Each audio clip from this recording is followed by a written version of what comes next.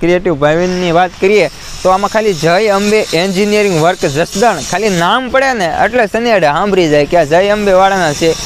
ગામથી જય અંબે સનેડાનું નામ પડે એટલે અહીંયા બધા આવી જતા હોય છે. અને તમે પણ મુલાકાત કરી લો જય અંબે એન્જિનિયરિંગ વર્ક જસદણ.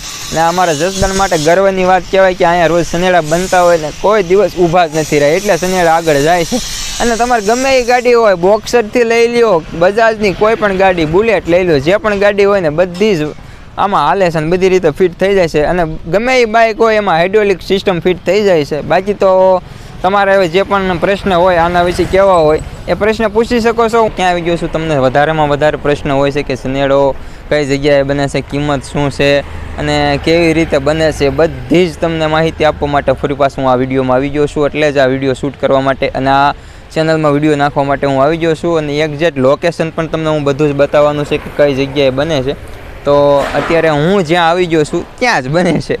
ચોખ્ખી વાત તો એ કહું તમે, કારણ કે તમને લોકેશનની વાત કરું ને તો અત્યારે હું લોકેશન ઉપર જ ઊભો છું. તમને એડ્રેસ સહિત બધું ભાઈને પૂછીને હમણાં તમને જણાવી દઉં. બધાનો પ્રશ્ન ખૂબ આવતો હતો, ખૂબ જ. મારા જે એક વિડીયો આપણો વાયરલ ગયો છે, લગભગ 82K સુધી પહોંચ્યો છે, એમાં બધાની એક જ કોમેન્ટ આવતી કે કિંમત શું છે, ભાવિનભાઈ ફોન કેમ નથી ઉપાડતા. બધી જ તમને આજે આ વિડીયોમાં હું તમને કહી દેવાનું છું, નંબર આપી દેવાનું છું અને એડ્રેસ આપી દેવાનું છું. તો તમને એ બધું જ મળી જવાનું છે. તો એ વિડીયો તમારે અંત સુધી જોવાનો છે, કેવી રીતે બને છે, કેમ કે અહીંયા બનવાનું કામ પણ શરૂ જ છે. એટલે હું તમને એ પણ બતાવી દઈશ.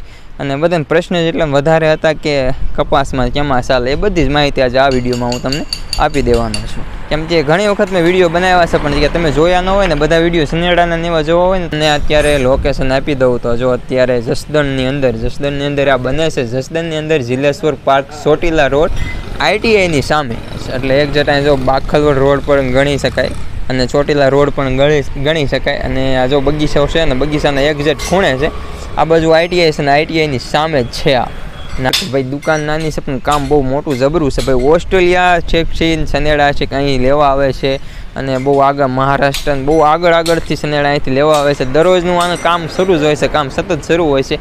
અને ઘણા બધા સનેડા અહીંથી જતા રહ્યા છે. અને અત્યારે માંડવીની સિઝન, કપાસની સિઝનમાં તો સૌથી વધારે સનેડા અહીંથી જતા હોય છે. આ સનેડાનું એક મહત્ત્વનું એક જ કામ છે કે આનાથી ટોર ઓછો આવે છે અને એક વધારે ફાયદો એ જ છે. ભાવિનભાઈ જો અત્યારે મથે જ છે, બે વ્યક્તિ જો સતત મથતા જ હોય છે અહીં. કેમ કે સનેડા એટલા જ દિવસના બનતા હોય છે. અત્યારે જો પાછળનું જે સનેડામાં આપણે બાઇક પાછળ ફિટ કરવાનું હોય છે ને એ અત્યારે અહીં બની રહ્યું છે. હાલો ભાઈ મિત્રો, ખેડૂત સાથે પણ આપણે વાત કરી લીધી ને સનેડા બનાવવાવાળા ક્રિએટિવ ભાવિન સાથે પણ વાત કરી લીધી. તમારા પ્રશ્નના જવાબ તમને મળી ગયા. ઝાઝા સમય પછી આપણે વિડીયો બનાવ્યો અને એને પહેલાં તો દિલથી સોરી હો ભાઈ. વિડીયો આવશે પણ ટાઈમે ન આવતા હોય તો પણ વાંધો નહીં. લાઈક કરો, શેર કરો અને સબસ્ક્રાઈબ કરો.